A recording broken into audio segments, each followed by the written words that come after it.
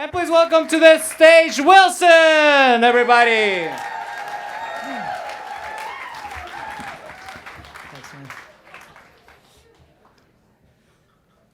So, when you're adopted, you learn that love hurts pretty early on in life.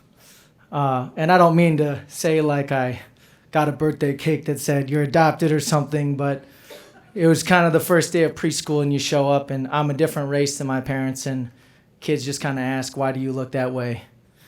So you're confronted with it early on.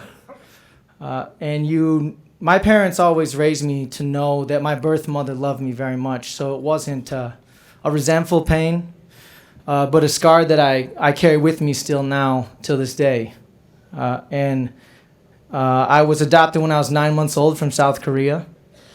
And this is really at the forefront of my mind right now because just a few months ago, I started to reach out to my orphanage.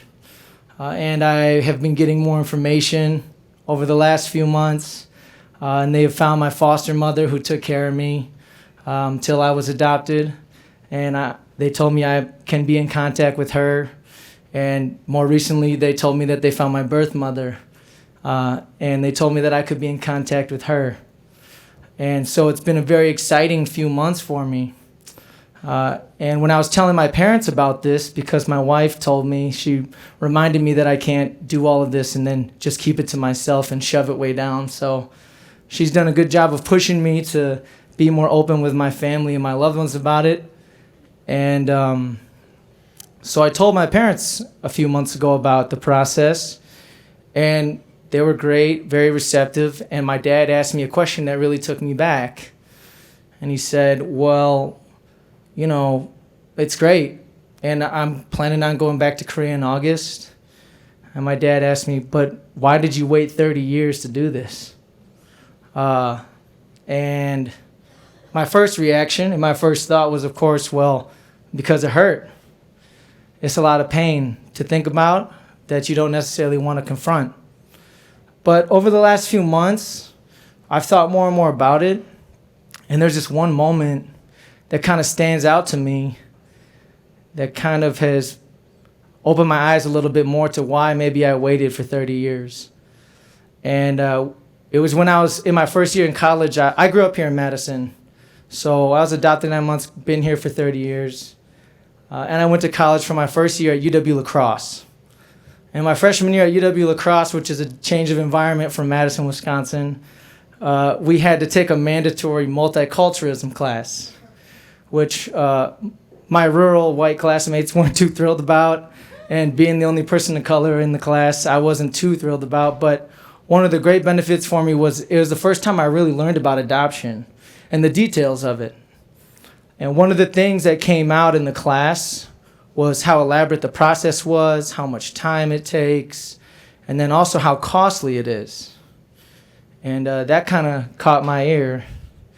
And when I finished the semester, I came home here for winter break, and we were all in the kitchen. One night, my mom was cooking dinner. And I told her, I said, well, I'm in a class, I just took a class, and we learned about adoption, and we learned how expensive it is. And so I asked my mom, I'm just curious, how expensive was I? And my mom kind of grinned and she was like, oh, okay, well, I mean, altogether you probably cost about $8,000. And I was like, yeah. And I felt good, like, I'm looking at most of you were free babies, right? Like, most of you maybe at most were like a bottle of Charles Schwab and like a dinner out on the town. Like I was $8,000 and a lot of planning. I was like chest out. I was feeling good, strutting around the kitchen.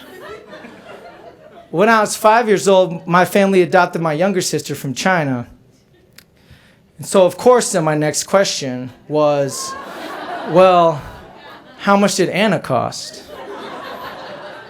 And my mom just kind of avoided the question. Well, it doesn't matter. Look, look at how proud you are. You cost $8,000. No one can take that from you. And I was like, no, I just curious, how much did she cost, you know? And my mom's like, it really doesn't matter. I don't know We don't need to get into it, right? Anyone in here have siblings, you know you always have that moment where you wonder if your parents like love one of you more or what it might be.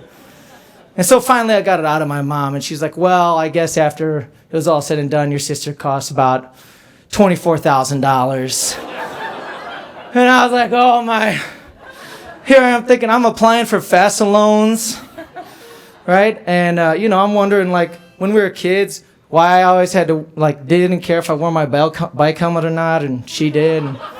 But when I look back on it now, like, I realize what that story now tells me is that I didn't wait 30 years to do this because the love hurt too much. I waited 30 years because as we all stood there laughing about this together and, you know, embracing each other, I recognized that I waited 30 years because my parents had done such an amazing job. And I never felt like a second choice. Oh, I forgot that part. That was the other follow-up my mom gave me. The worst part is I was a second choice baby.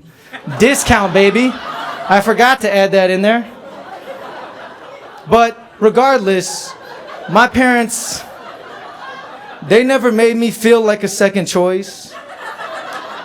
They never made me feel like I was 1/3 less.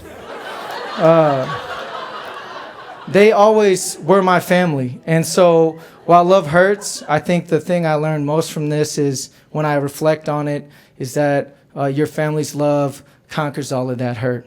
And so that's my story.